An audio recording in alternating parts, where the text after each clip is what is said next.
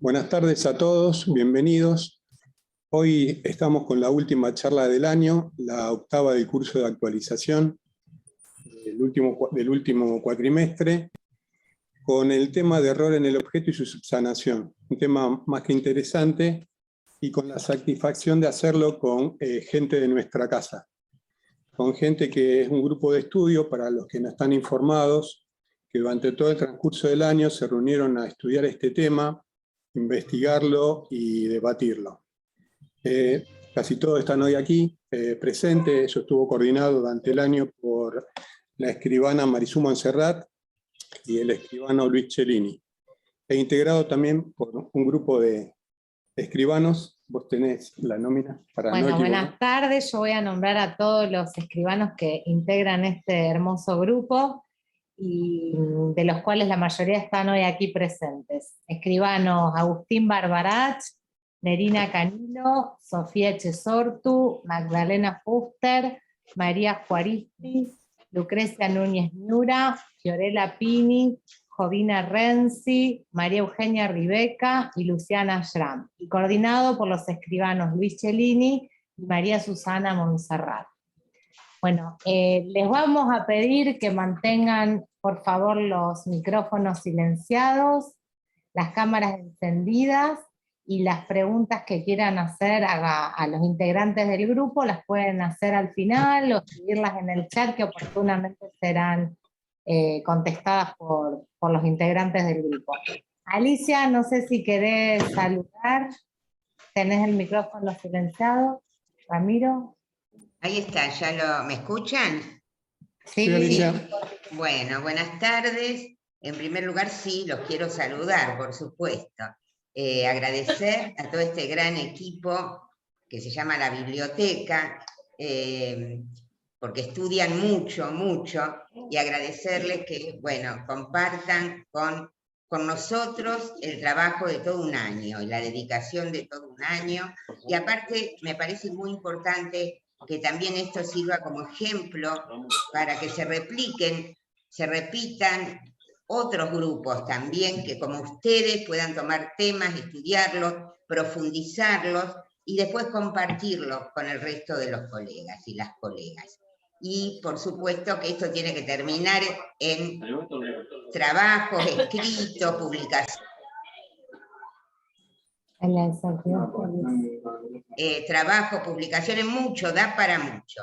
Así que felicitarlos, agradecerles. También quiero agradecer al departamento académico, que bueno, hoy es la última clase, como dijo el escribano Bengoechea, han organizado todo el año el curso de actualización obligatorio. Sé que tienen preparado y están proyectando cosas muy lindas para el año que viene, muy entusiasmados y con muchas ganas. Así que también nuestro agradecimiento para el departamento académico. Es una parte esencial de nuestro colegio, todo lo que hace a la excelencia académica. Y bueno, vendrá el seminario CINI, todavía tienen trabajo este año, así que muchísimas gracias, a seguir trabajando, y bueno, los escuchamos con mucho interés. Bueno, buenas tardes. Dos palabras, simplemente parece que fuera una tercera presentación, pero simplemente para explicar que somos un grupo que iniciamos en el 2018. Ese año pudimos hacer un tema sobre la responsabilidad del escribano, y fue una oportunidad para que pudiéramos compartir las conclusiones a través de Sofía Echesortu en aquellos talleres que se hacían en Calle Corriente, que fueron tan buenos. En este año nos planteamos este tema del error, nos planteamos una serie de temas, pero en realidad pudimos concluir solo uno y estamos tratando un segundo tema que esperamos avanzar también. Elegimos este tema del error en el objeto, no tanto el error en la cosa que tuvimos en miras al contratar, sino en la identificación de la cosa que se da tantas veces en los títulos y que muchas veces es errónea y que da lugar a un sinnúmero de problemas. La experiencia nuestra ha sido muy buena porque hicimos los encuentros en base a estudio, a buscar material, buscar bibliografía, buscar doctrinas, jurisprudencia, pedir opiniones a civilistas de nuestra ciudad o de afuera. Buscamos material en Rosario, buscamos material en Buenos Aires, y en definitiva, cuando hicimos cada una de las reuniones, tratábamos de asistir habiendo leído no solo lo propio, sino algunas de las cosas que recibíamos de los demás. Con lo cual, no fue reuniones en las cuales nos sentábamos para dar nuestra opinión, la que el sentido común nos puede brindar, sino que tratamos de hacerlo lo más rigurosamente posible. Generalmente emitimos un postulado que tratábamos de llegar tratar de analizar ese postulado, y afortunadamente en el tema que vamos a ver hoy, que tiene su importancia, pudimos llegar a una conclusión común.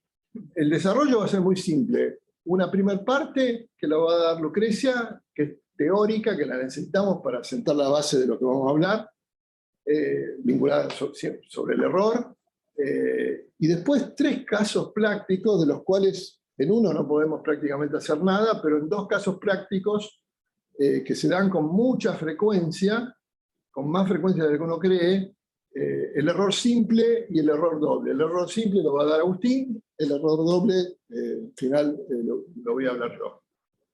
Nada más. Bien. Lucrecia. Bueno, y el tema de las preguntas, al final, vamos.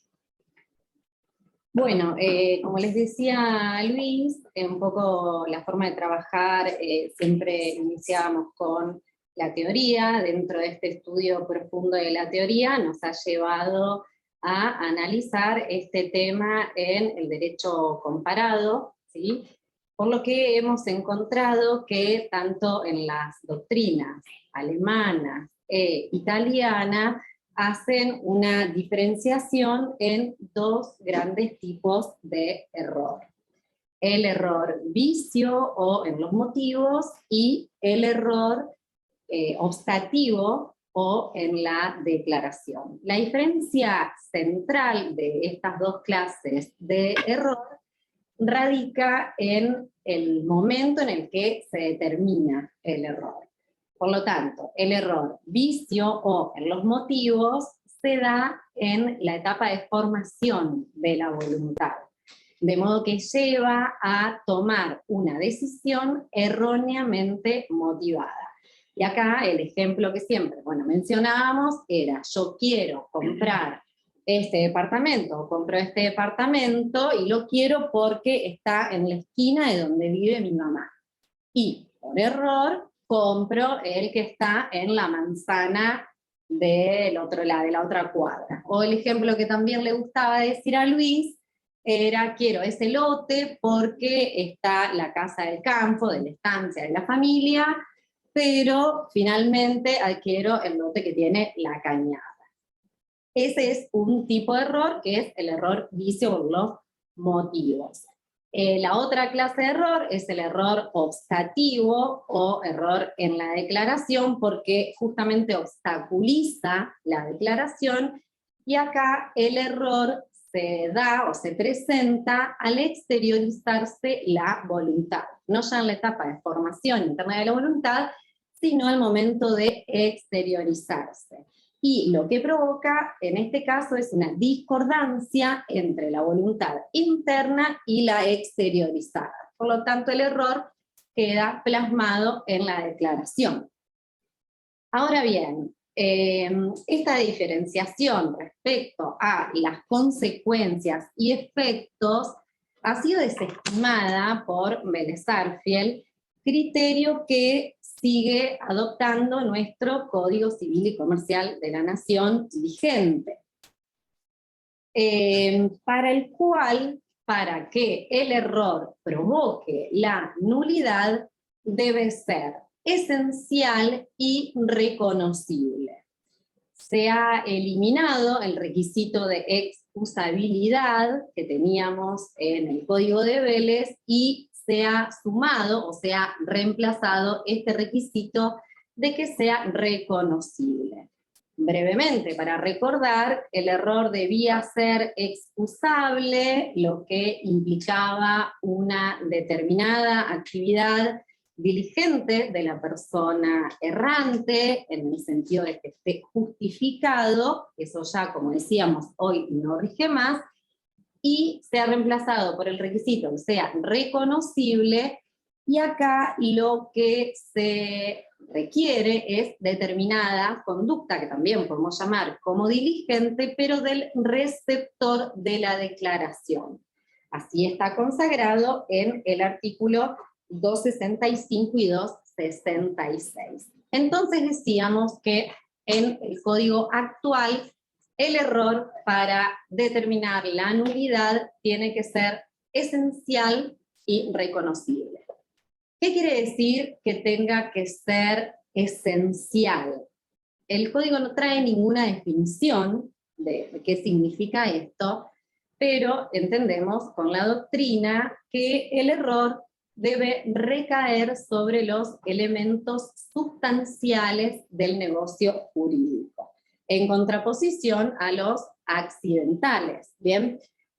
Ahora, por ejemplo, en una compraventa ya sabemos cuáles son los elementos esenciales, bueno, el precio y la costa. Una diferencia también que notamos con el Código de Vélez es que allí no teníamos una regulación normativa respecto al error en la declaración, cosa que sí ocurre y ha sido receptado en el Código Nuevo, que está en el artículo 270, y asigna las mismas consecuencias al error esencial. Luego, el artículo 267 efectúa una enumeración de supuestos de error esencial cuando recae sobre, y pasa a hacer la enumeración.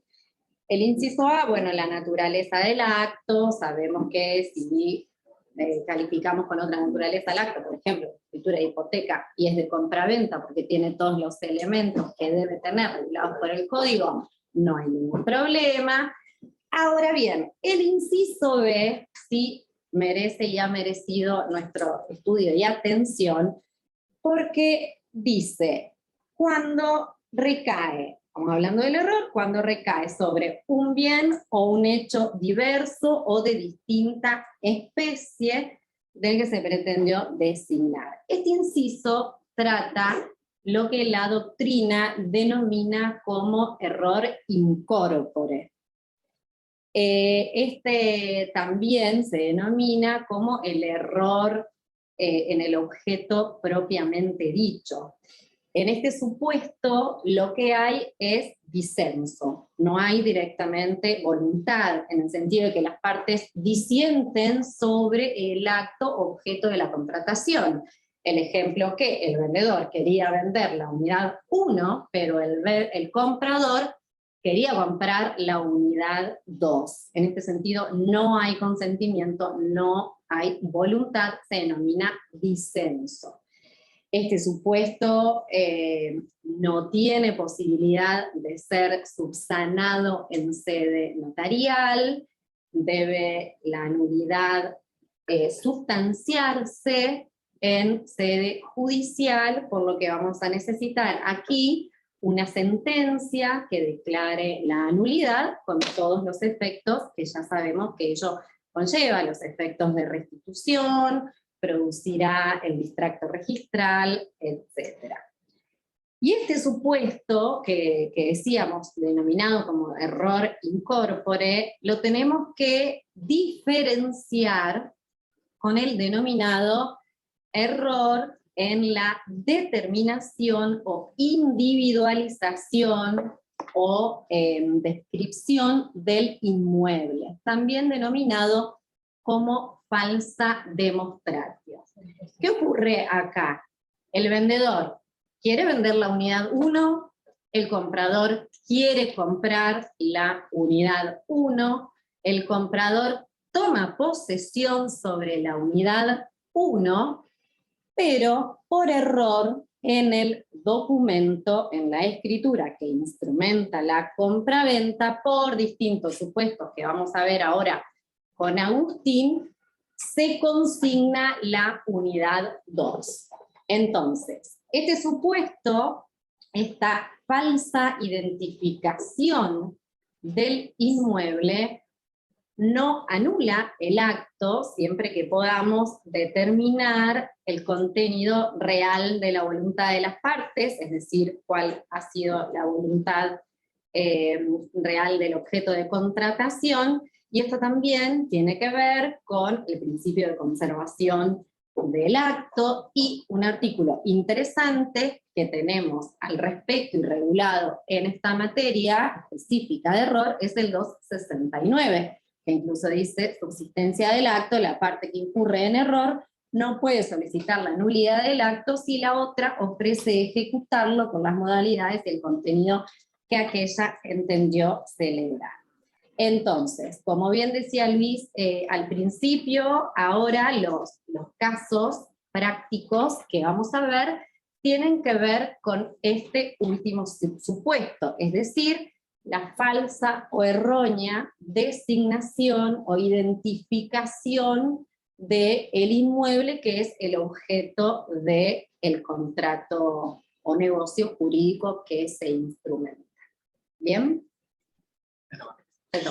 ¿Qué tal? Buenas tardes a todos. Bueno, como decía Lucrecia, en realidad nosotros nos vamos a centrar, o en mi caso me voy a centrar en desarrollar un poco lo que es el error simple en la determinación del objeto. El ejemplo, bueno, ya lo citó, yo le voy a poner en realidad denominación porque lo vamos a seguir viendo en el transcurso de la disertación. El supuesto en el caso de que el vendedor A, tenemos un vendedor A, un comprador B, contratan sobre una unidad, la unidad 2, comprador adquiere, digamos, esa unidad, toma posesión de esa unidad, pero en realidad en la escritura se describe la unidad 3. Entonces acá estamos hablando de un error que puntualmente es el error de denominación en la escritura, o de determinación en realidad en la escritura, porque se determina una escritura errónea, una unidad errónea, perdón. Como decía Lucrecia, en este caso no existe divergencia en la voluntad, ¿sí? como puede pasar en el supuesto anterior, sino que en realidad ambas partes están de acuerdo sobre lo que están contratando, pero al momento de determinarse en la escritura de la unidad, se comete un error. Es por eso que el error, digamos, se denomina un error en el documento donde está el error. Las posibles causas de esta situación pueden ser, bueno, porque el escribano comete un error material, o bien porque al recibir la documentación recibe una documentación errónea, o el caso más común, que por ahí más vemos, es el caso de que haya una modificación en los planos, ¿sí? Esto en el caso de unidades de propiedad horizontal, conjuntos inmobiliarios, en el caso de lotes. Estos son generalmente las causas por las cuales, digamos, se puede cometer este error. Como decía también Lucrecia, este error no afecta a la validez del acto, porque en realidad hubo acuerdo sobre la cosa, con lo cual no hay una invalidez del acto, sino que lo que sucede, digamos, es que, a diferencia de lo que sucede en otro supuesto, que el negocio nace viciado por esa falta de voluntad, o ese disenso en la voluntad, en este caso están de acuerdo y por tanto el negocio jurídico celebrado es válido, aunque hay un error en la determinación del objeto del negocio jurídico. Analizando un poco lo que estuvimos mirando y demás, tenemos una opinión de Tranchini, en el CAN, ¿se escucha abajo? En el CAN 197, que analiza, digamos, en una consulta el supuesto bajo análisis, y lo que dice, justamente, dice que los actos han sido, en este caso, los actos han sido otorgados en plena conformidad por las partes, quienes se encuentran en posesión de los inmuebles pretendidos, y por eso no puede afirmarse que las partes, aunque su título no coincida con la realidad, están en posesión de los inmuebles de buena fe que han querido adquirir. Se trata de un error material y extrarregistral. Cabuli también tuvo la oportunidad de analizar un caso donde se comete un error en la designación de dos unidades de propiedad horizontal, de manera que resultan invertidas. Esto generó un perjuicio para la poseedora de la unidad de menor superficie. Incluso el caso es bastante, digamos, llamativo, porque en un primer momento hay un reclamo, digamos, donde se reclaman en un primer momento, devolverse las unidades, como, no sé, la persona que tenía la más chica quería tener la más grande. Obviamente la más grande se opone a esto, y el juicio, digamos, se sustancia, digamos, un juicio de Cámara Civil, la Sala A, del año 2017, lo que dispone es que las partes procedan a la rectificación de sus títulos a través de una escritura subsanatoria. Entonces acá entramos un poquito en cómo corregir, en el caso de que nosotros nos encontremos con un título donde haya o se encuentre un error en la determinación del objeto. Entendemos, y también hemos visto un fallo puntual, que es un fallo de un escribano de La Plata, que ahora vamos a comentar, que la forma de subsanar, ¿sí?, es a través de una escritura rectificatoria. En el caso del error simple es a través de una escritura rectificatoria. Hay un caso, como les decía, que el escribano Jorge Pinto de La Plata ingresa al registro de la propiedad luego de constatar un error en las escrituras a realizar, escrituras rectificatorias, donde se subsanaba con la presencia de las partes estos errores. El registro se opone a la registración de estos títulos, a través sustentándose en la disposición técnico-registral 469 y su orden de servicio 373 del año 1972, del registro, por las dudas, lo aclaré, pero repito, del registro de la propiedad de la provincia de Buenos Aires, ¿sí? El artículo 1 de esta disposición técnico-registral establecía que toda vez que se ruegue la modificación o cambio de titularidades de un dominio o derecho debidamente inscrito, pero erróneamente instrumentado según las partes, el documento portante que se intente inscribir deberá contener el retracto y su posterior tracto en favor de quien corresponda según la voluntad de los intervinientes. Es decir, mandaba a retractar el negocio, incluso en los casos donde lo único que había era un error únicamente en la determinación. No estábamos hablando de un disenso, donde lógicamente no habría acto jurídico válido, sino que estábamos hablando de este supuesto específicamente, que era el supuesto de error en la determinación.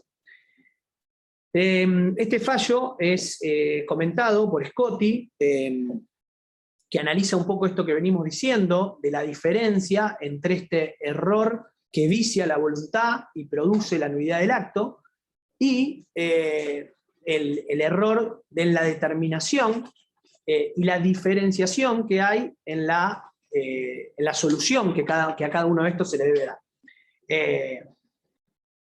Sabemos también que en estos supuestos, en muchos de estos supuestos, se recurre muchas veces como una solución a la permuta.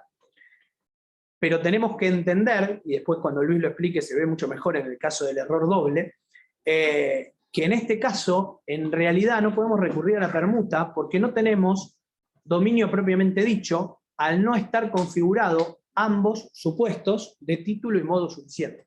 De título suficiente y modo, perdón. Bueno, este fallo, digamos, promovido por el escribano Pinto, llega a Corte Suprema de Justicia de la provincia de Buenos Aires, que dicta, digamos, mandando al registro a inscribir estas escrituras, y esto motiva una nueva disposición técnico-registral, que es la número 7 del año 1982, que deroga justamente las disposiciones registrales 4 del 69 y la orden de servicio que se dictó en su consecuencia.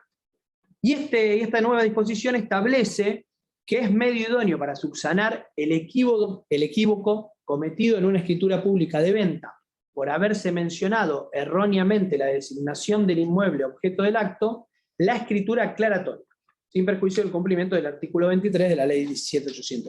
Es decir, que el Supremo Tribunal de la provincia de Buenos Aires manda a inscribir estas escrituras rectificatorias y el registro en su consecuencia establece que es suficiente la aclaratoria en los supuestos en que estamos en un error de determinación. Bueno, un poco trabajándolo con el grupo, y en base a esto coincidimos y estamos de acuerdo en que es la forma que debemos enmendar ese error, a través de una escritura rectificatoria. A partir de ahí nos pensamos a preguntar quiénes deben concurrir a esa escritura, en primer lugar, bueno, en el presupuesto, digamos, en que nosotros tengamos los compradores y vendedores originarios. Perdón que te interrumpa Sí. un segundo. Aclaremos que error simple, pues nosotros hablamos de error simple, entendemos todo lo que estamos hablando, pero error simple nos estamos refiriendo a un caso que hay un vendedor y un comprador, y el error se da en la identificación de ese inmueble. Digo por las dudas, porque entre nosotros hablamos mucho de error simple, pero por ahí. Perfecto. No se No, sí, entiende a qué vale, nos referimos. vale la aclaración. Como decíamos en el ejemplo, es A comprador, A vendedor, B comprador, contratan sobre una unidad y confunden la determinación.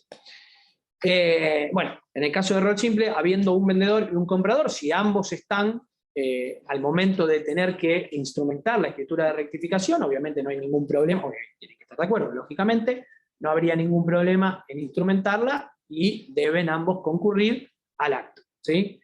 Ahora, ¿qué sucede? Y esta es la pregunta que nos hacíamos, ¿qué sucede en el supuesto de que no se encuentren en ese momento la parte, sobre todo la parte vendedora, ¿no? Porque la compradora va a estar, porque la posesión, la compradora puede ser un subadquirente del comprador, ¿no?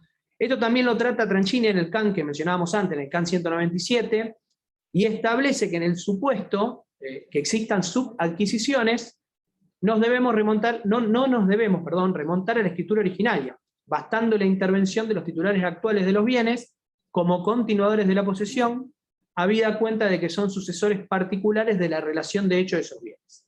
Es decir, en el supuesto de que no estén comprador o vendedor en ese momento, sí se puede celebrar esta escritura rectificatoria con el último transferente y el actual adquirente. Trabajamos un poco también el modelo de la escritura, pensando un poco qué haríamos en el supuesto de que nos toque, alguno de nosotros, seguramente algunos de los que están escuchando le habrá tocado, y bueno, lo que decíamos era que obviamente el vendedor y comprador o sus sucesores manifestarán que han vendido, por ejemplo, como decíamos en el ejemplo la unidad 2, la importancia, destacar acá la importancia de determinar la ubicación geográfica de esa unidad, es decir, por ejemplo, que es la que se encuentra al lado norte, ¿sí? Y que en esa escritura se cometió el error de en realidad determinar otra unidad, por ejemplo, como decíamos antes, la unidad 3, que es la unidad que se encuentra en el lado sur, ¿sí? Esto es lo más importante que tenemos que determinar.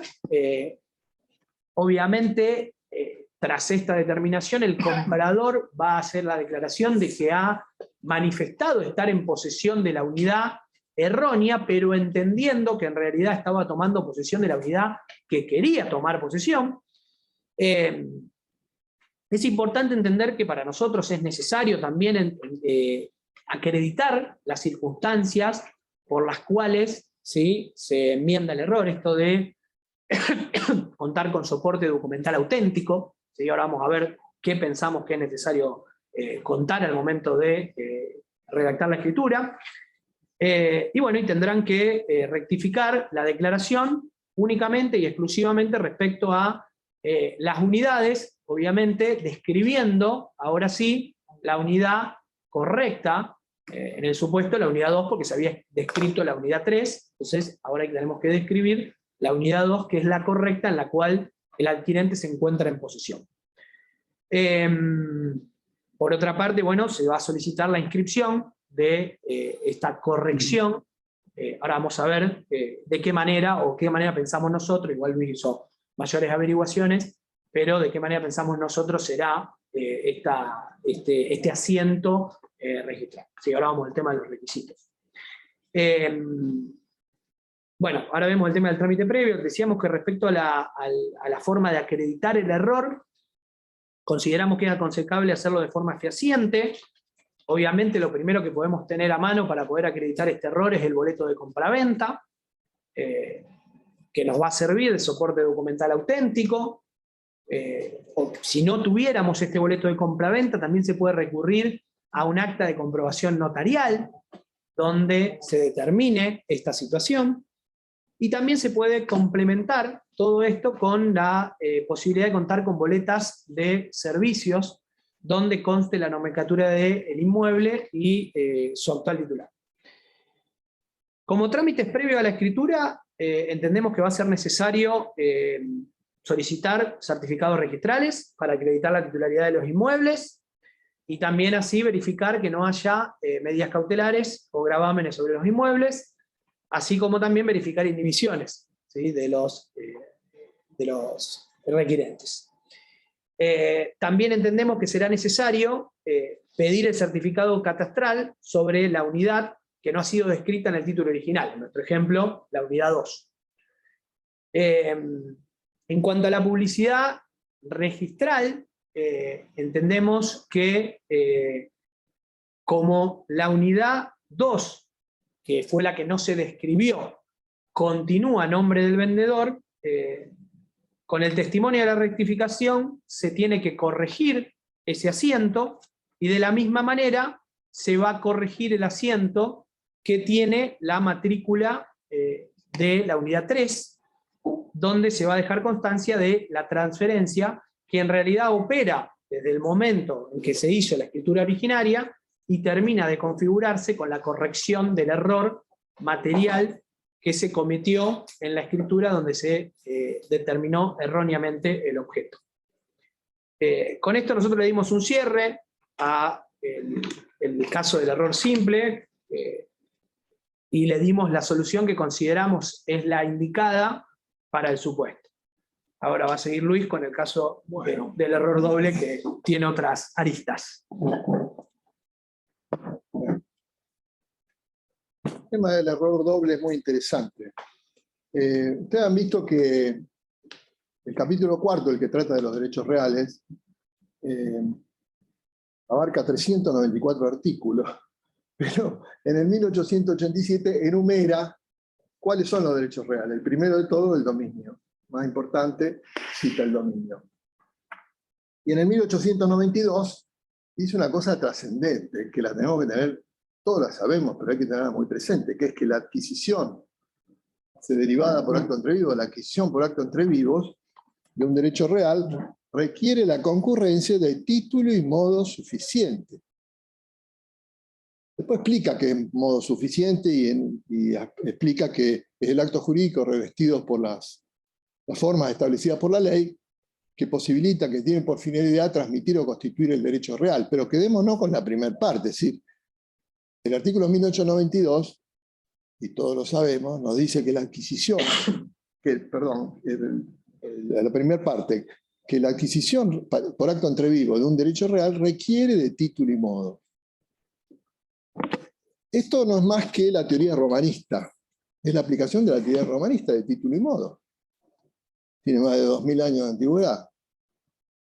En el 500, Vélez Sarsfield, esto también reafirma el criterio que tenía Vélez Sarsfield. Vélez Sarsfield, yo no sé si todos saben quién fue Vélez Sarsfield, pero la verdad es que es importante saberlo.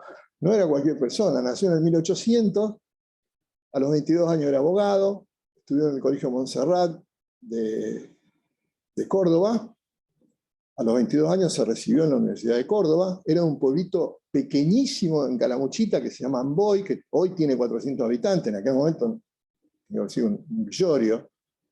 Hizo muchísimas cosas, manejaba 4 idiomas, sabía inglés, francés, italiano, latín, fundó el Diario Nacional, sabía de límites, sabía de derecho internacional, fue profesor de economía política, redactó un código de comercio junto con Acevedo, el uruguayo, que era una eminencia en ese momento. En 10 meses redactó el código de comercio. Y en el 64, si no me equivoco, sí, en el 64, 1864, le encargaron, Mitre le encarga que redacte el Código Civil. Demoró 5 años en hacer eso. Murió en el 75. En el 69 había terminado el Código Civil, que se promulgó y que empezó a utilizarse a partir de 1871. O sea, hace 153 años que tuvimos ese Código Civil. Una persona que era una eminencia. El código lo promulgó Sarmiento, que entonces era presidente, y después se dedicó con Sarmiento a proyectar la telegrafía nacional para unir al pueblo argentino, hacerlo del pueblo argentino una sola familia. Parecido a como estamos ahora. Vélez siempre que quería, lo digo esto porque para explicar lo que vamos a explicar del error doble, tenemos que saber esto, la importancia de la posesión para Vélez. O sea, lo que el Código Civil actual nos dice de la importancia del título y modo, el modo de la tradición, Vélez lo tenía clarísimo. Y como todas las cosas que Vélez tenía claras, cuando veía que algo podía ser dubitativo, que pudiera haber otra corriente, lo explicaba con una nota tremenda. Lo hizo muchas veces, lo hizo, por ejemplo, con los mandatos, con los poderes, diciendo cómo eran los poderes generales con facultades especiales, los poderes especiales con facultades generales. Lo hizo con el usufructo, distinguiendo qué cosa era el derecho, qué cosa era el ejercicio del usufructo. Y lo hizo con esta nota al 577, explicando lo que ahora les voy a comentar. ¿Qué dice el 577? Yo no sé si esa noche anterior tuvo una mala noche, qué le pasó. Todos los artículos empiezan, si la cosa fuera tal cosa, si sucediera tal otra. Acá arrancó así, antes de la tradición de la cosa, coma, el acreedor no adquiere ningún derecho real. Todavía hizo dos negaciones, no ninguno. La regla dice, dos negaciones hacen una afirmación. Pero es como para reforzar, no ningún derecho real. Antes de la posesión, de la tradición, perdón, de la cosa, ningún derecho real. Y hace una nota extensísima explicando que el Código francés había abandonado la tradición. Y ellos consideraron que con el contrato se podía transmitir el derecho real. Y tuvieron innumerables problemas. Y lo cita honestamente a Tullier, que tenía los argumentos que se usaron para dictar esa norma de que ya no hacía falta la tradición, de apartarse de la teoría romanista, pero después lo cita Freitas, que de mil formas Freitas en esa nota explica que el derecho real no es un derecho personal, es un derecho social, y que tiene que tener signos sensibles, lo más visibles posible, lo más públicos posible, para tener seguridad. No se puede confiar en la buena fe y que el solo contrato, una persona puede vender a varios al mismo tiempo. Es necesaria la tradición, es necesario lo público. ¿Por qué digo yo todo esto como antecedente de este tema que vamos a ver del error doble? Porque la posesión, tanto para el Código Civil como para Vélez, como para el Código Civil actual, como para Vélez, siempre tuvo una trascendencia enorme. Y nosotros no lo tenemos tan claro, no lo tenemos tan claro. No tenemos ni siquiera tan claro qué es el título, qué es el modo, hasta por ahí nomás. Veamos el caso con un ejemplo fácil, para que lo entendamos. María es propietaria de un departamento frente al río. El departamento es hermoso, está frente al río y recostado contra el lindero este. Está del lado del centro, no de Fisherton, del lado del monumento. Ella fue una chica muy diligente, porque no es que lo eligió porque sí. María sabía que el sol del oeste, cuando le pega a las paredes de cualquier edificio, recalienta las paredes. Y no es como ahora que hay unos ladrillos especiales que son para el calor y demás.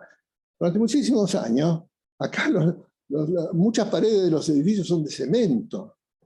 Y uno toca la pared a la tardecita, a la noche, y todavía se mantiene caliente. Entonces María eligió bien, eligió lo que quería. Hace varios años que vive en el departamento. Está muy contenta. Al lado vive Julio. Julio no le preocupa el calor, nunca le preocupa el calor. Julio es de esa persona que duerme de noche tapado, aunque sea con la sábana. No le preocupa el calor, además tiene aire acondicionado. Pero Julio es un romántico. Julio eligió el departamento del lado oeste, sin importarle el calor, porque en las tardes se sienta a mirar la caída del sol y no tiene un vidrio como le separa de María, un vidrio que le impediría ver abiertamente la caída del sol. Él vive con su pareja, está feliz con su departamento del oeste. Ahora, María es estudiante de Derecho. Estudiante de Derecho, en cuarto año está por rendir reales y ya sabe de reales. Entonces una mañana se levanta, prepara el mate y ¿qué hace? Busca la escritura. Y la escritura del escribano ha sido muy prolijo, incluso se la dio en esos folios que nos da el colegio, y le puso los planos. Entonces ella abre la escritura, abre los planos y va a mirar lo que ha estudiado. Y cuando mira un poco los planos y la escritura se asusta. Porque ella está en el departamento A. La puerta dice A. Ella compró el departamento 0001, 0701. Y la escritura dice 0702. Es el departamento de Julio. Está mal. María se asusta, pero no tanto, porque María sabe, María ha estudiado. María ha estudiado y tiene claro lo que tienen claro los chicos de cuarto año que estudian derechos reales. Si un chico de cuarto año de derechos reales le dice, decime, ¿cómo se obtiene el dominio? ¿Cómo una persona tiene dominio? Y si tiene título y modo, contesta el chico. Título y modo. ¿Y me podés decir qué es el modo? Sí, la tradición. ¿Y me podrías decir qué es la tradición? Sí, la entrega de la posesión. Le sale así solo, como sin saber. Cuando uno estudia un idioma, por ejemplo, yo hace muchos años que estudio italiano, ¿no? Pero supongamos que alguien va a saludar a los primos, alguien que estudió italiano cuando era chico, y un día va a saludar a los primos en Italia y lo primero que dice molto piacere, cugino, sono qui per saludarti. Le sale solo, no lo piensa. Y tiene la suerte que pegó todo, pegó el auxiliar, pegó el verbo, pegó el pronombre. No lo piensa. Y los chicos, cuando uno le pregunta, ¿qué es la tradición? La entrega de la posesión. Nosotros también lo decimos así. Y los chicos saben que la posesión, que el derecho me protege en la posesión. O sea, nadie me puede sacar de la posesión. Sea legítima o sea ilegítima. Si yo robo un reloj, si yo encuentro un reloj por la calle, nadie me los puede sacar. ¿Me lo puede venir a buscar el dueño? No, ni siquiera me lo puede sacar por la fuerza. Tendrá que hacer una acción judicial. El derecho me da interdictos para recobrar, para retener. Los chicos saben esto. Entonces María no se asusta, porque está en posesión de la cosa. Por eso yo decía lo de Vélez, lo de la trascendencia que Vélez le dio. Está en la posesión de la cosa. Lo que no tiene tan claro es lo del título. Porque lo del título, María piensa, el título es el documento, y el título no es el documento, porque el documento explicita el acto jurídico. Y entonces el título es el acto jurídico. Surge el título del acto jurídico. No tiene claro. Lo que piensa es, bueno, tengo que ir a hablar con Julio y mañana tenemos que ir a la escribana. Digo la escribana para quedar bien con las chicas que son. Las escribanas son mayoría en este momento. Vamos a hablar con la escribana mañana, claro. ¿Qué puede hacer? Por suerte, la escribana el otro día es una chica que sabe, o el escribano, es un muchacho que sabe, y que los va a tranquilizar. Los va a tranquilizar con todo este tema del título y del modo. Y les va a explicar que sí, que en verdad es cierto que la escritura está mal, que hay que arreglarla, pero que la posesión es un hecho que genera derechos, pero fundamentalmente es un hecho, y ellos están en posesión, y como dijo Agustín, se puede probar, hay servicios, el gas, la luz, el cable, los vecinos de toda la vida, o sea, hay formas de asegurar que la posesión es correcta, y que lo que está mal es el título. El drama es que nunca han sido dueños, creyeron tener dominio, y nunca lo han tenido, eso es lo dramático. El escribano los va a tranquilizar porque le va a decir, mire, está bien, hubo un error, no tienen dominio, no tienen el derecho real, pero tienen un derecho personal muy importante, porque tienen título. Vieron, el título, a nosotros también nos cuesta definir qué es el título. Yo buscándolo encontré en los viejos libros de Lafayette. El título los romanos decían es el ius possidendi. Es lo que me da el derecho a poseer. Es lo que surge del acto jurídico, pero que si uno lo puntualiza qué es lo que me da el derecho a poseer. A diferencia del ius possessioni, que me da el derecho a permanecer en la posesión y que no me saquen. Ese ius possidendi, siendo un derecho y siendo un derecho personal que emerge del acto jurídico que hemos celebrado, que yo celebré con quien me vendió, me da derecho a poseer, lamentablemente, la propiedad de María. Yo, Julio, me da derecho y a María le da derecho a poseer lo que tiene Julio. Esto del título y el modo se visualiza muy fácil con el tema del remate, de la subasta. ¿Por qué? Nosotros tenemos la suerte, el idioma nuestro tiene la suerte que algunas, no mucho, no sé si es propio en España sucede lo mismo que en Argentina, pero aquí no hay un colegio de subastadores, no hay un colegio de rematadores, hay un colegio de martilleros. ¿Y por qué martillero? Porque tiene el martillo. Tiene el martillo en la mano, tiene el poder. ¿Qué sucede en una subasta? Muy simple. 1, 2, 3, 4, 5 ofertas, hasta que alguien da la última oferta, la oferta mayor.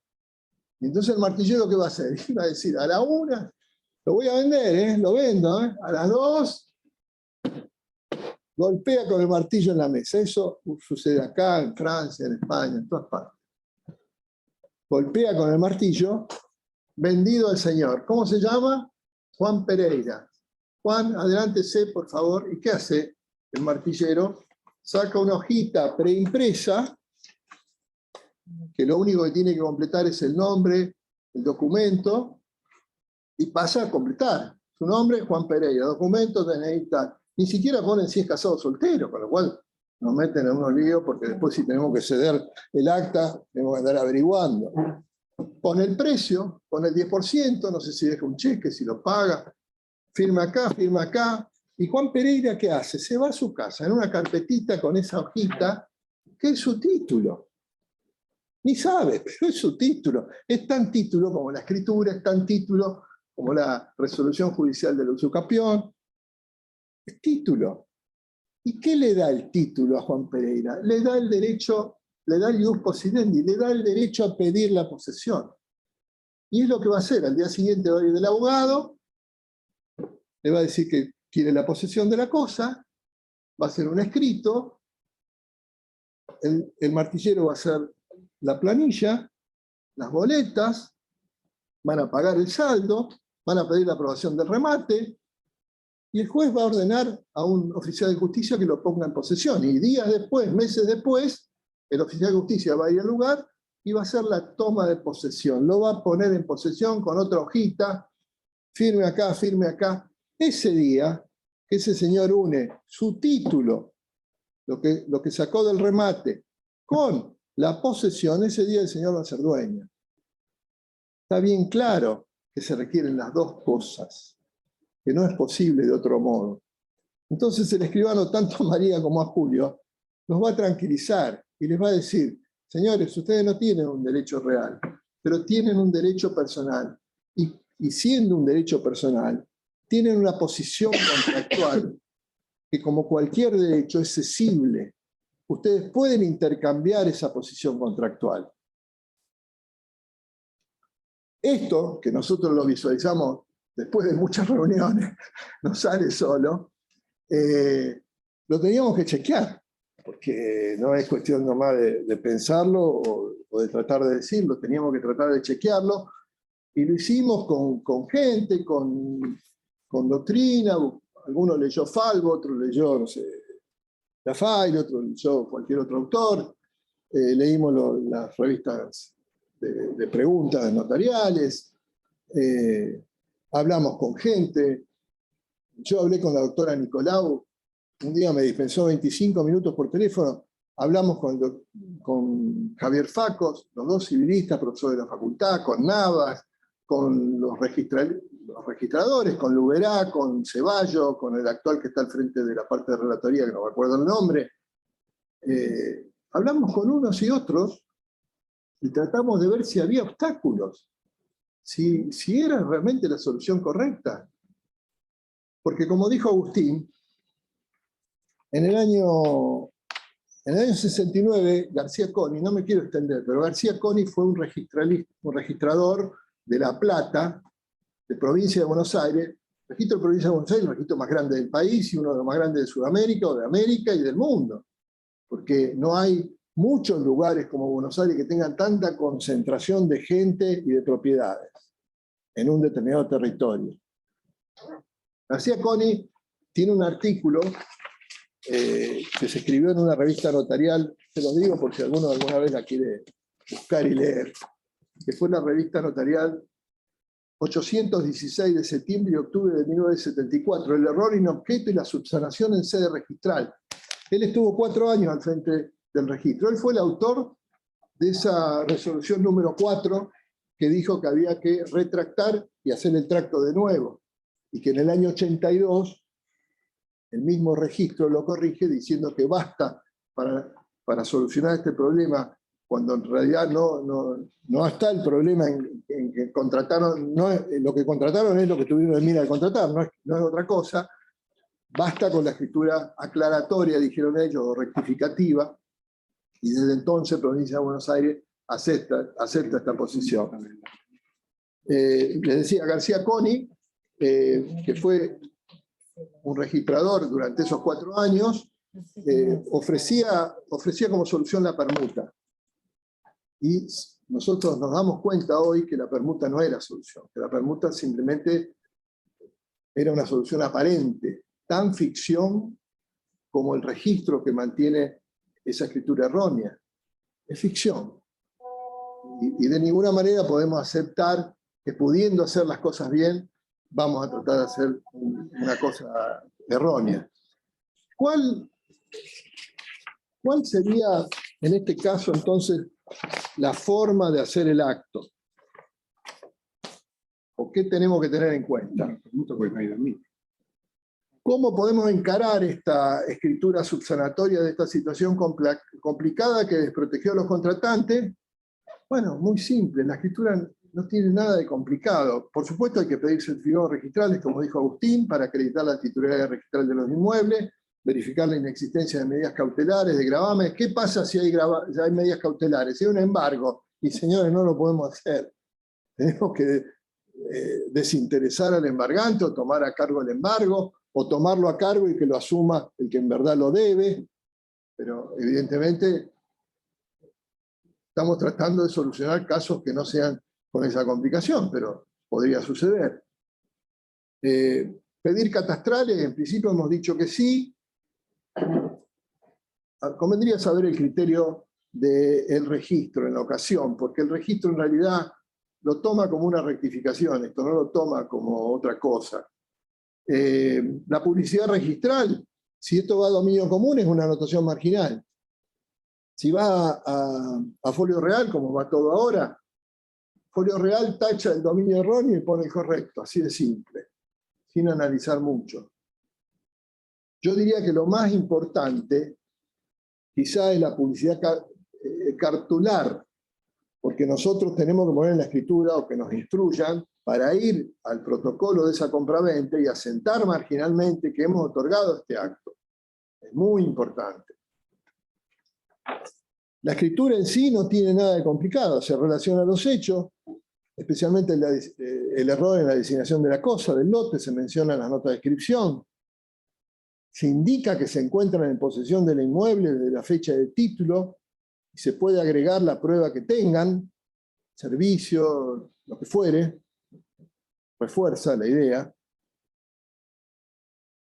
Conviene aclarar que como consecuencia de esa inexactitud no se produjo la efectiva transferencia del dominio. Conviene aclarar para el registro, para el que lo lea, no digo entre nosotros, pero yo confieso que hace unos años hice una escritura explicando que el ius possidendi, cuando llegó eso al registro, fue un desastre. No sé cuánto demoré para que se entienda, pero conviene poner una mención de que no se produjo la efectiva transferencia del dominio porque no se cumplimentaron los requisitos de título y modo. Y a continuación, las partes se ceden recíprocamente la posición contractual que cada uno tiene en virtud de ese negocio jurídico que celebraron, a fin de subsanar la inexactitud como acto de subsanación y para poder cumplimentar los requisitos de título y modo. Se puede poner una mención especial que se da por rectificada la mención errónea en relación a la posesión, y se le pide al registro que tome conocimiento de ambos actos, de la rectificatoria en cuanto a la posesión y de la cesión de la posesión contractual. No es más que eso, pero a juicio nuestro, después de haber estado varios meses mirando el tema, es la solución que corresponde, la más precisa para el caso concreto. Bueno, creo que nada más, no, llevamos ya casi una hora, así que bien, no sé si hay preguntas, las podemos contestar.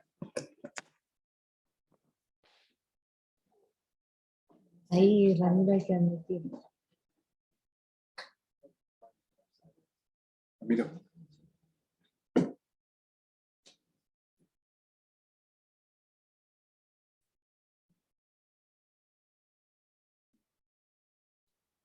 ¿Alguien quiere hacer una pregunta? Puede hacerlo, se desactiva activa el audio o por escrito.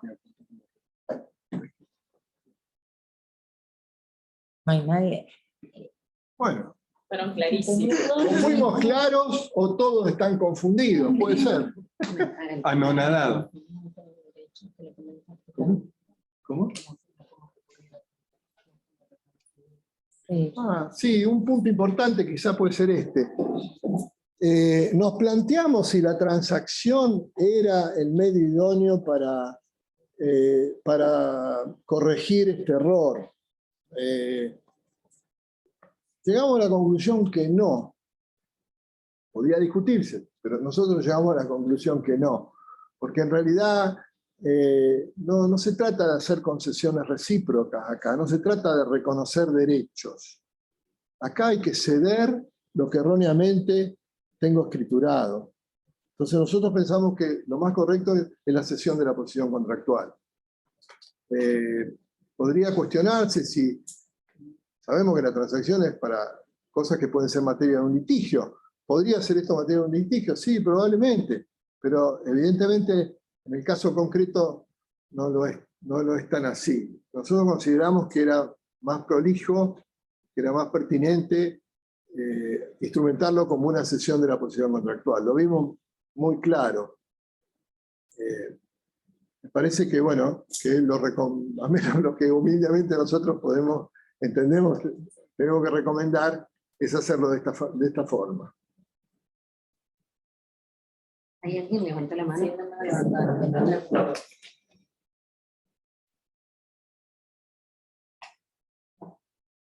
¿Habilitás a la que levantó la mano? Ya puede hablar. ¿Querés? Humino. Humino. Consulta, y no, yo no leo. Alejandra está habilitada. Julieta Araya también. En el caso de una parte haya fallecido, se admite que venga su heredero a realizar los actos. Sí, es la opinión de Tranchini. Es la opinión de Tranchini en el CAN 197, que en el caso. La consulta es de Julieta Araya, se ve lejos de acá, es difícil.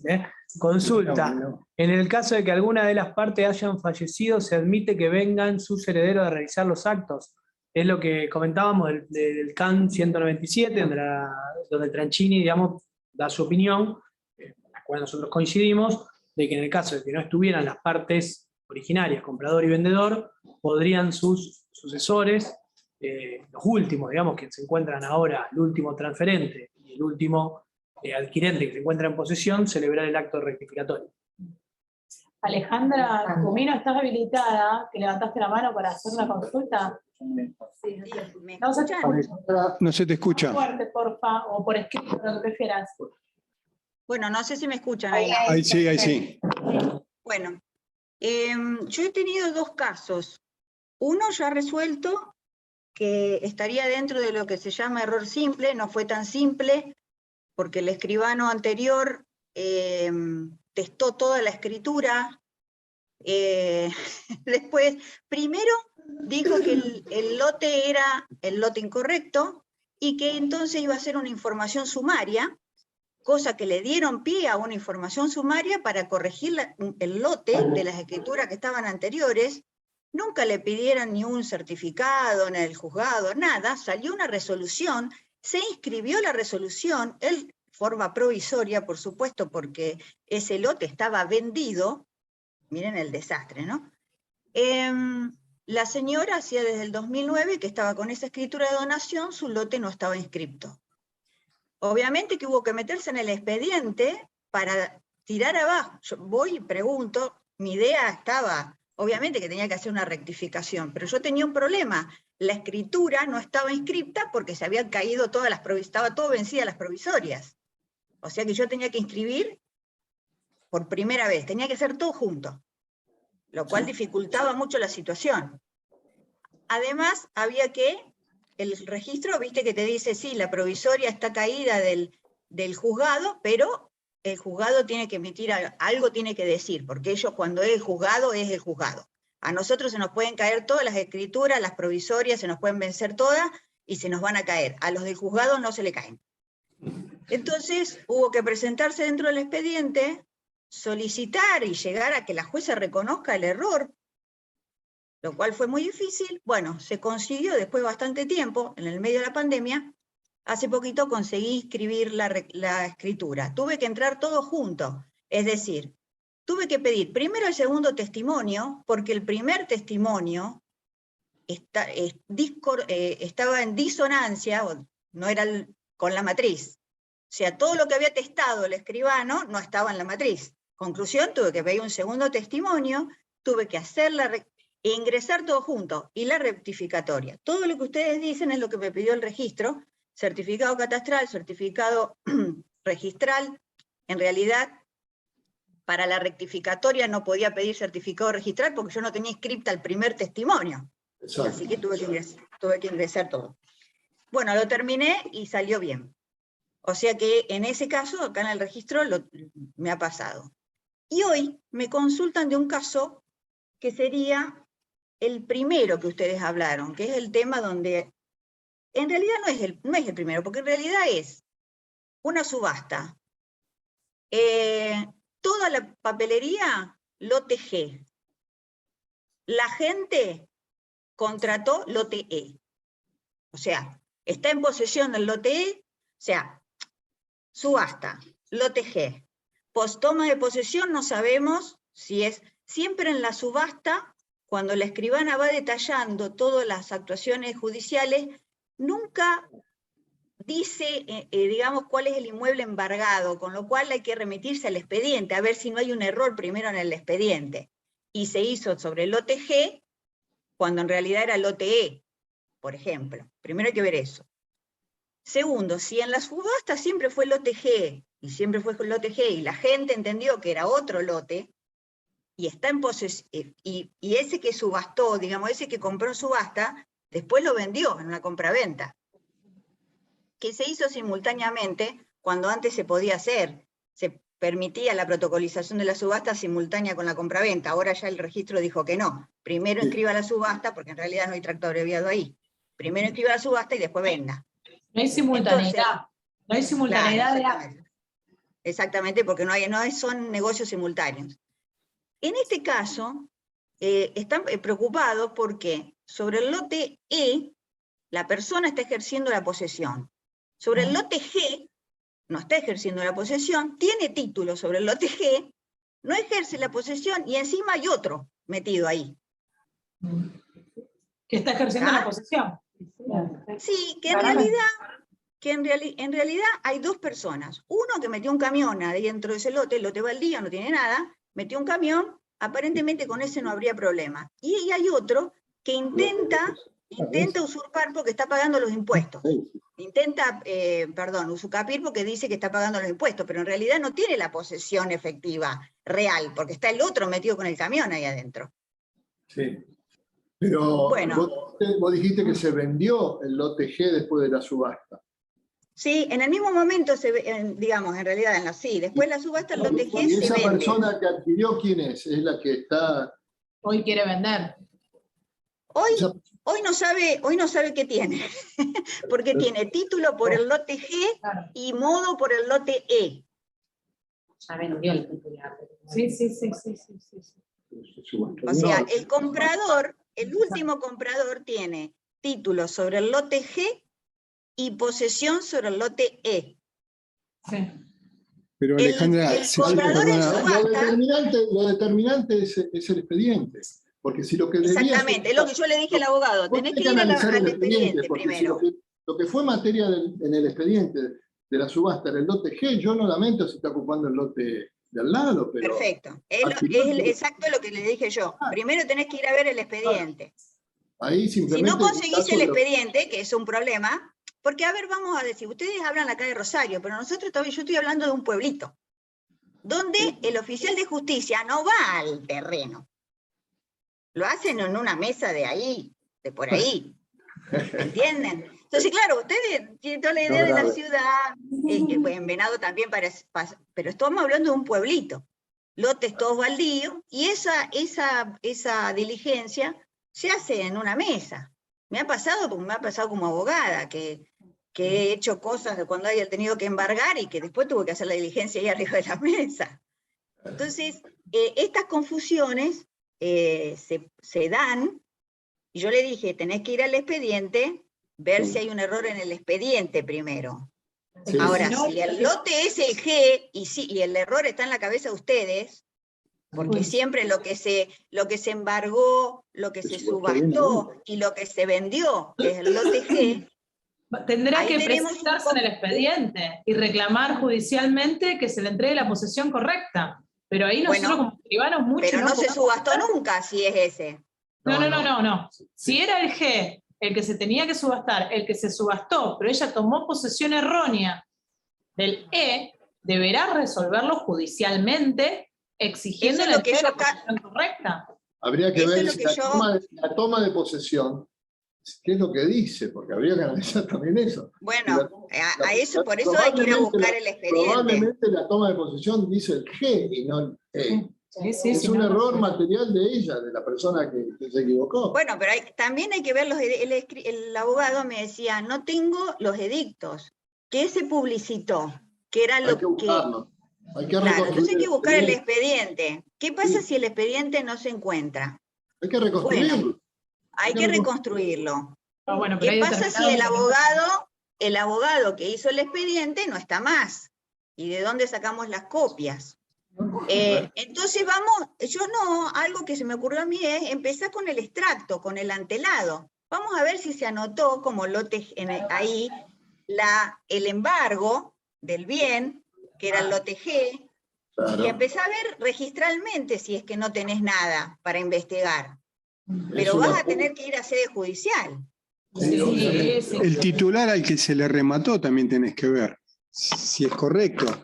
Había un titular registral que embargaron y subastaron.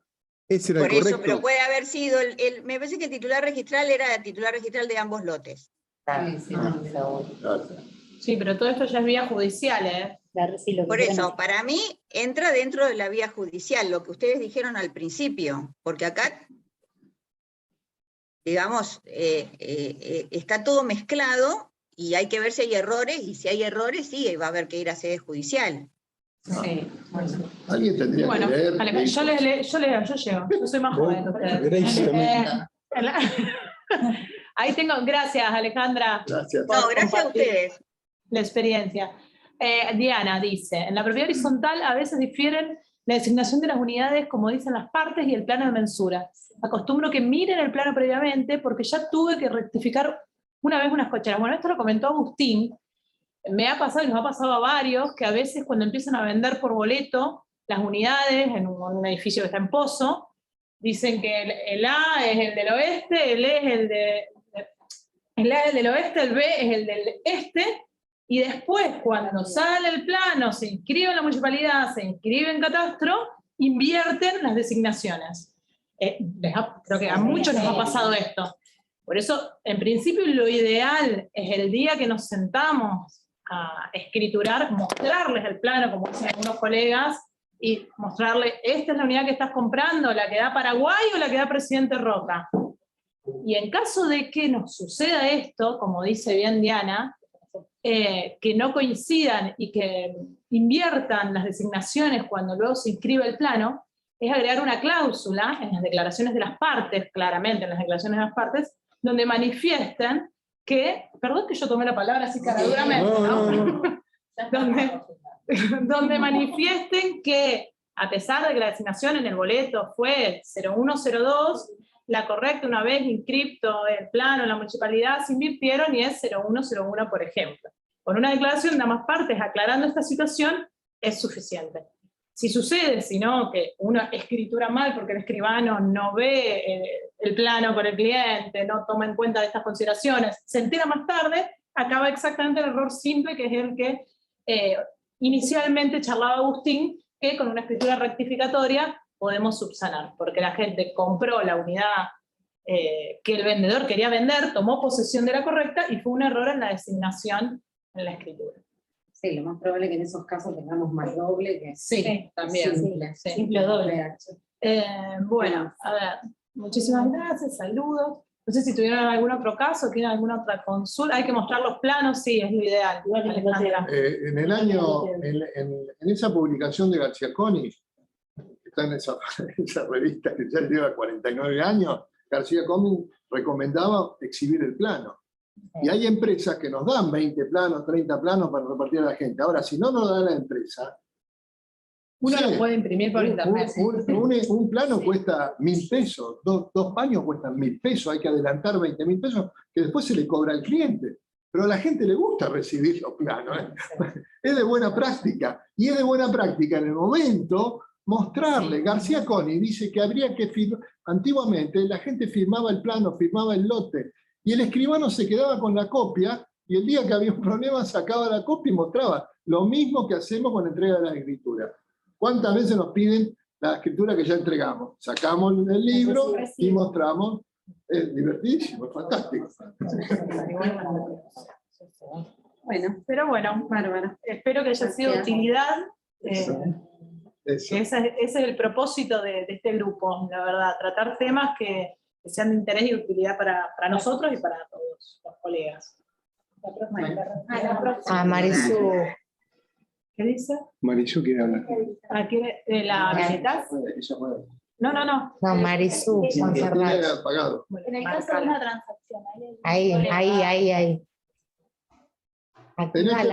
Tenés que prender el micrófono, Marisol. Enrique está levantando la mano porque quiere hacer una aclaración, no sé, y se le borra, por eso me está preguntando cómo hace. Que se arrime. Ahí está habilitado. Me queda lejos llegarme hasta ahí para arrimarme.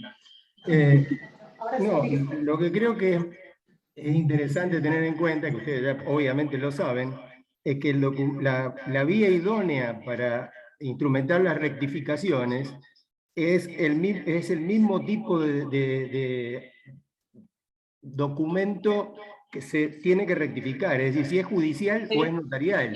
El principio de homogeneidad documental. El error en las escrituras lo tenemos que rectificar con escrituras, y lo que son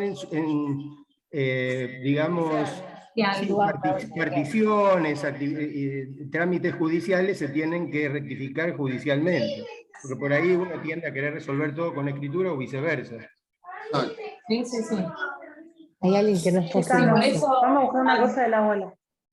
Ojo que ahí se habilitaron varias. Por eso ya comentábamos cuando hablaba Alejandra del asunto que tiene judicial, que entendemos que la vía va a ser la judicial, porque si el error lo tenemos en un instrumento judicial, mucho realmente no podemos avanzar. Bueno, estamos. Alicia creo que quería decir algo.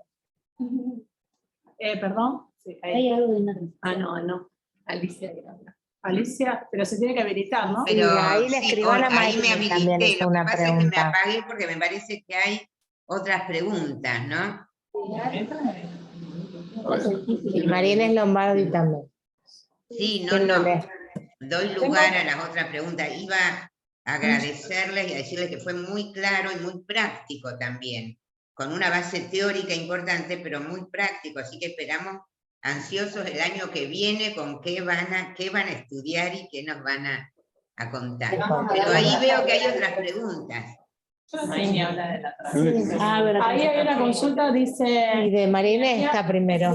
Perdón. María Inés, tengo un caso difícil que me trajeron hace muy poco y estoy analizando. y reanalizando a la luz de esta charla. Tal vez los consulte, gracias. Bueno. Ningún problema, a disposición, Pacho y Luis. Escribanía Maini en el caso de una transacción ante un error múltiple que dice en el registro, tanto en matrícula como en cronológico personal inscribir. Bueno, sabemos muy bien que la inscripción registral no subsana ni convalida el vicio del que pueda adolecer. Por lo tanto, bueno, siempre es un principio que lo tenemos que tener en cuenta. Nosotros la solución no la vemos, y lo dijo Luis, por la vía de la transacción. ¿Por qué? Porque no hay prestaciones recíprocas, no hay reclamo. No, y básicamente también entendemos que la transacción, para que pueda ser válidamente celebrada, tiene que ser otorgada por las personas que están legitimadas. ¿Quiénes están legitimados? ¿Quiénes son los sujetos activos y pasivos de ese eventual o posible litigio? En este caso, de que haya errores múltiples, y quien tiene la posesión de un lote tiene acción contra su vendedor, no contra el vecino. ¿Por qué? Porque tiene título, como explicó Luis. ¿Qué quiere decir que tiene título? Que tiene el derecho personal a exigirle a su vendedor a que le entregue la posesión. Quien esté ocupando, bueno, puede ser el que tiene título de esa unidad, o un tercero, o quien pasa por la vereda. No tiene por qué interponerse acción recíproca. No son sujetos legitimados, activos y pasivos de ese litigio que se pretende evitar o poner fin. Y menos aún lo puede ser como causa entendida como negocio jurídico, causal apto para transferir el dominio, una mera declaración de las partes de reconocimiento de derechos. Creo que también ahí hay algo para hacer énfasis en lo que hemos estudiado, porque la cesión de posición contractual que nosotros planteamos como viable es a los fines de la subsanación. No hay acá una causa nueva para transferir un dominio, porque primero no hay dominio, porque no hay título y modo, como también explicó Luis, pero se trata de una cesión de posición contractual ¿de qué? De los derechos personales que están en mi patrimonio como consecuencia del acto jurídico instrumentado. Yo que tengo, bueno, ese derecho personal a exigir la entrega de la posesión, y que además me habilita a mí a poseer legítimamente, de ese modo suficiente.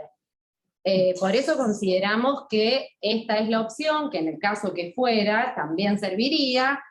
Por supuesto que debieran intervenir todas las personas que hayan tenido esta clase de errores para hacer esas sesiones recíprocas de posición contractual, es decir, de esos derechos personales, para que cada uno vaya uniendo con esas sesiones lo que es el título y la posesión que tiene. Nada más. Y bueno, y si queda un último sin nada porque le revolearon por ahí o pasó algo, bueno, tiene que haber siempre, nosotros nos causamos eso, pensamos siempre en eso, o sea, la causa del negocio jurídico que nos confiere ese título. Pero también un poco era para redondear eso, que la cesión es, pero al efecto subsanatorio, que no hay una causa de transferencia. Y bueno, si lo hubiera... De todas maneras, esto lo nuestro es una opinión, no vinculante, como suelen poner, no vinculante. Es a lo que hemos logrado llegar. Sí, se puede seguir estudiando, se puede seguir profundizando, y siempre hay más de una opinión, ¿no? Hay que tenerlo presente. Igual, ahí en el caso que planteaba la escribana, suponiendo que alguien interprete que haya una transacción, yo coincido que no hay transferencia de dominio, porque podría interpretar a alguien, podría interpretar a alguien para evitar un conflicto, pero claramente no hay transferencia de dominio, y la subsanación es la que están diciendo. La cesión de la posesión contractual del derecho personal. A quien no tiene la posesión, claro, perdón, a quien al que no tiene la posesión, darle el título, que es la cesión del derecho personal. Pero, Sumás título y modo, que es lo que explicó Luis. ¿De acuerdo? Exactamente.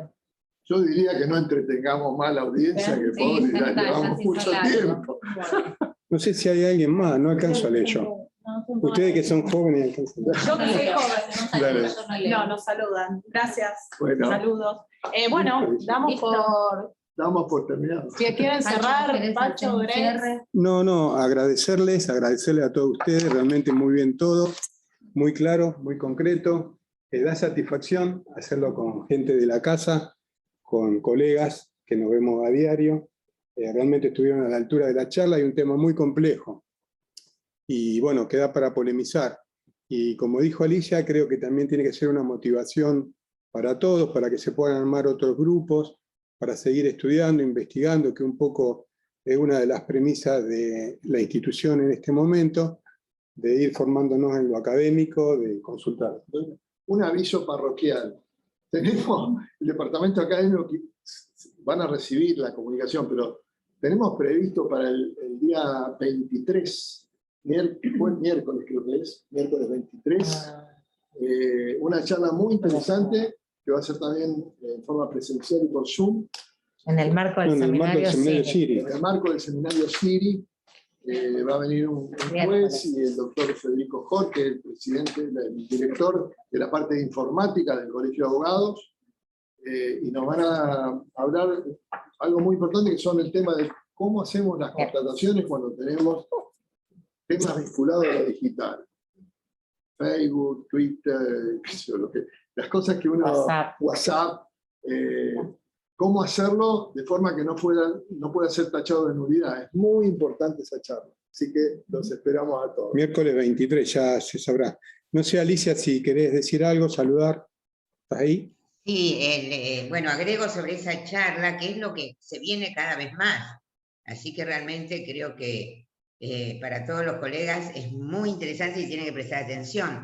Y se viene por medios que no conocemos también, por lo menos los más viejitos.